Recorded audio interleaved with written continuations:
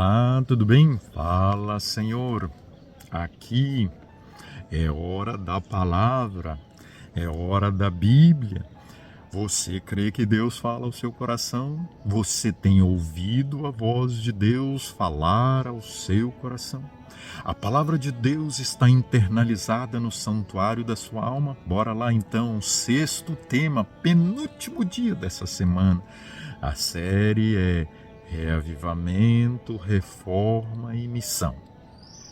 Bom, nós estamos aqui, ontem nós vimos na parte final desta série, os discípulos dos últimos dias, parte 1.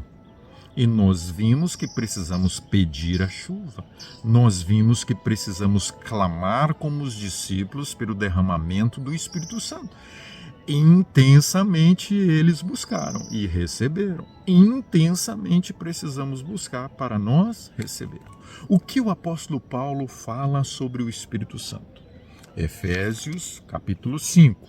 Aqui no capítulo 5, o apóstolo Paulo discorre agora de forma muito especial sobre o Espírito Santo. Capítulo 5 e o versículo 16, nós lemos assim: remindo o tempo, porque os dias são maus. Entendeu bem? Ele diz que os dias são maus. Porventura, hoje nós vivemos dias maus, dias difíceis. Verso 18, nós vimos ontem, ele diz para encher-vos do Espírito Santo. E agora o apóstolo Paulo, no versículo 19, ele diz: falando entre vós com salmos, entoando louvores no coração ao Senhor com hinos e cânticos espirituais, dando sempre graça ao Senhor por tudo em nome de sujeitando. Que coisa, o que é isso que o apóstolo Paulo está falando aqui? Ele está falando da necessidade daquele grupo, daquela igreja, buscar o Espírito Santo, clamar pelo Espírito Santo, para ser cheio do Espírito Santo. Hoje, o nosso estudo é semelhante à experiência dos discípulos. Porque aquele que busca o Espírito Santo, ele está revelando algo no seu coração. Aquele que não quer saber de Deus, das coisas de Deus, ele não está vivendo uma experiência de reavivamento espiritual. Muito pelo contrário, afastamento das coisas espirituais. E em 1 Tessalonicenses, no capítulo 5, o apóstolo Paulo vem agora para falar de uma experiência maravilhosa. 1 Tessalonicenses, capítulo 5 e o versículo 19. Ele diz assim: o Espírito Santo precisa estar aceso no seu coração. Não apagueis o Espírito. Olha, se você não orar pelo Espírito, o Espírito não virá ao seu coração, você estará apagando o Espírito. O Espírito Santo é espiritual, então se você se envolver com as coisas materiais, apegar-se ao pecado, às coisas desta vida, você estará apagando o Espírito Santo. Se você não estudar a Bíblia, você estará apagando o Espírito Santo. Se o Espírito Santo lhe falar ao coração, aos ouvidos, e você não atender a voz, você está apagando o Espírito. Ele diz: não apagueis o Espírito. Olha que coisa interessante aqui que o apóstolo Paulo ele fala. Não desprezeis as profecias, a palavra de Deus. Julgai todas as coisas, abstendes de toda forma do mal. Olha que coisa interessante que o apóstolo Paulo está falando aqui. Deus, meus queridos e amados, Deus, ele quer um povo que busque, que clame pelas coisas espirituais. E é esta que precisa ser a nossa experiência. Aqui, através da palavra de Deus, um povo separado, um povo puro, não igual aos outros, um povo diferente, um povo que ele prepara aqui espiritualmente para levar para as mansões celestiais.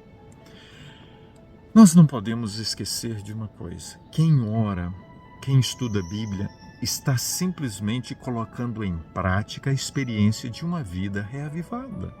Eu quero falar para você aqui nesse momento, se você não está estudando a Bíblia, você não está vivendo o reavivamento. Se você não está orando, você não está vivendo reavivamento. Se para você não há uma alegria especial diferenciada ao ir à igreja para adorar a Deus, você não está vivendo uma vida reavivada. Você está morrendo espiritualmente. A morte está batendo às suas portas. Mais cedo ou mais tarde você vai abandonar a fé. Mais cedo ou mais tarde, na hora, nos momentos de pressão da vida, você vai renunciar. Em Colossenses, no capítulo 3, o apóstolo Paulo, ele fala sobre a experiência de uma reforma no coração da igreja naquele momento. Colossenses, capítulo 3, e o versículo 1, ele diz assim: porquanto se fostes ressuscitados, reavivados espiritualmente. Olha aqui, reavivamento é uma coisa, reforma é outra. Porém, os dois caminham de mãos dadas. Uma vida reavivada é uma vida reformada. O resultado da vida reformada é porque está experimentando o reavivamento. O resultado de um reavivamento é uma vida de mudança de vida, de hábito. Ele diz assim: buscai as coisas lá do alto. No verso 2 ele diz: pensai as coisas dos altos céus. Então o coração reavivado é um coração que está buscando as coisas de cima e não as coisas de baixo. E no versículo 12 diz: revesti-vos, pois, como eleitos de Deus. Não tem como aquele que está ligado a Cristo não buscar refletir a Cristo. Querido irmão, querida irmã, meu querido jovem, meu querido amigo, se você está dentro da igreja e vivendo uma vida mundana, você não está vivendo o reavivamento e a reforma na sua vida. Hoje, aqui e agora, eu quero fazer um apelo para você, meu irmão. O Espírito Santo lhe fala o que você tem que abandonar, o que você tem que tirar da sua vida. Sério, não brinque em contaminar o santuário da alma. Pelas vias de entrada da alma entram aquelas coisas que contaminam o teu coração e que vai lhe impedir de ir para o céu. Então, Jurandir, que pena que não vai dar. Eu vou fazer uma série sobre aquelas coisas que podem nos impedir de ir para o céu. Há pessoas que dizem, por exemplo: olha, a questão de comida não é questão de salvação. Eu vou lhe dizer, e provar na Bíblia, que é. E cientificamente também. A questão de assistir às coisas desta vida que não agradam aos olhos de Deus é questão de salvação também. Muda sua vida, irmão. Se precisa. Se não precisa, muda também. Sabe por quê? Porque a nossa vida é diariamente sermos reavivados, reformados pelo poder da presença do Espírito. Vamos orar? Senhor, toma o nosso coração. Restaura espiritualmente a nossa vida. Restaura fisicamente, Senhor, e mentalmente, intelectualmente a nossa vida pelo poder do Espírito Santo, em nome de Jesus. Amém. Sério? Compartilhe essa mensagem. O mundo precisa saber. Grande abraço.